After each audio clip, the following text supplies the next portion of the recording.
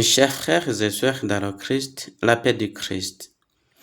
En ce premier dimanche de l'Avent, année A, les lectures nous invitent à méditer sur notre manière dont nous nous apprêtons à accueillir le Seigneur qui vient nous sauver.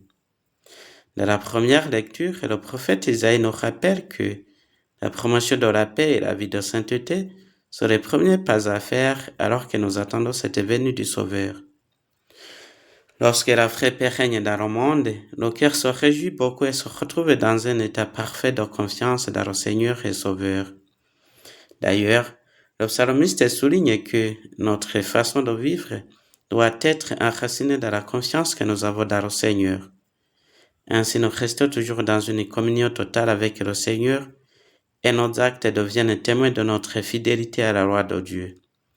Quoi qu'il arrive, gardons toujours confiance dans le Seigneur, implorons-le car c'est lui qui nous protège de tout danger et nous donne la force de persévérer sur notre chemin de foi.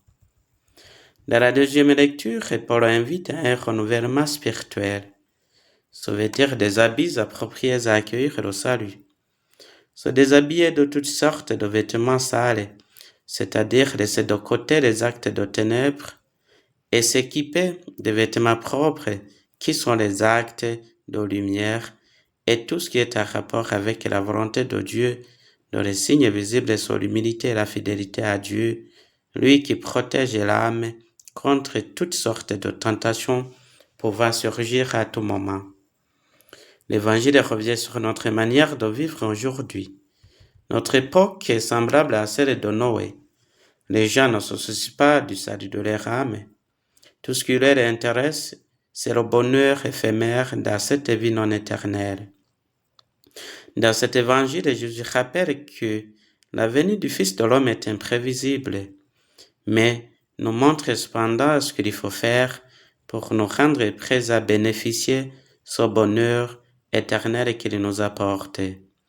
Il nous faut veiller à ce que notre vie reste toujours centrée sur l'amour et la loi du Seigneur, pour que, comme fit le temps de Noé, nous puissions entrer dans le même bateau avec le Christ qui vient nous sauver et nous montrer le chemin vers la vie éternelle.